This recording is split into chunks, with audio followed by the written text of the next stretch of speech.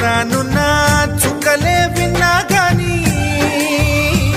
కదిలించలేదా కాస్త కూడా నీ మనసుని పరదాలు దాటి ఒక్కసారి పలకరించవేమి అందరినీ ఇలా వెంటపడి అడగాల సరదాగా నువ్వే ఎదురైతే సరిపోదా నిద్రపోతున్న రాత్రి నడిగా గుటికి చేరిన గువ్వల నడిగా